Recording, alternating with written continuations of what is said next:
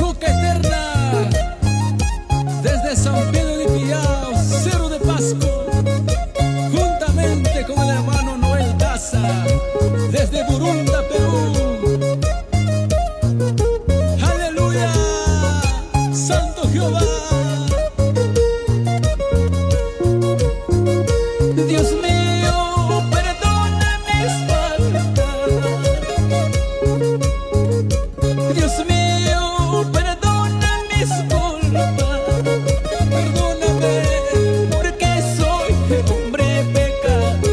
Porque soy hombre pecador. Dios mío, perdona mis faltas. Dios mío, perdona mis culpas. Porque soy hombre pecador. Porque soy hombre pecador. ¿Cuántas veces te hice llorar? ¿Cuántas veces te hice sufrir? Dios mío, perdona mis faltas. Dios mío, perdona mis culpas. ¿Cuántas veces te hice llorar? ¿Cuántas veces te hice sufrir? Dios mío, perdona mis faltas. Dios mío, perdona mis culpas.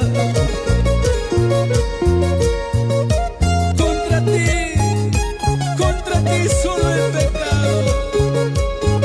He hecho lo malo delante de tus ojos, Dios mío.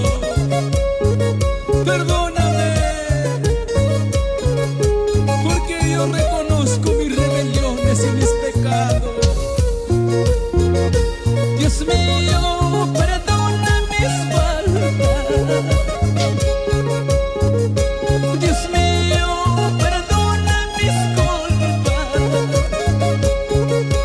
Porque soy hombre pecador. Porque soy hombre pecador. Dios mío, perdona mis faltas. Dios mío, perdona mis culpas. Porque soy hombre pecador. Porque soy hombre pecador.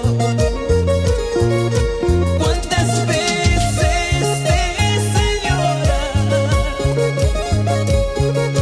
¿Cuántas veces te hice sufrir?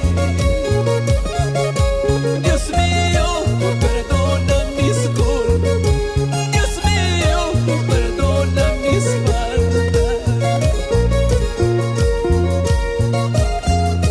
Un saludito muy especial para la Iglesia Evangélica Pentecostal de Jesucristo en San Pedro de Piao, Pastor Benjamín Rojas, Bertis y su familia.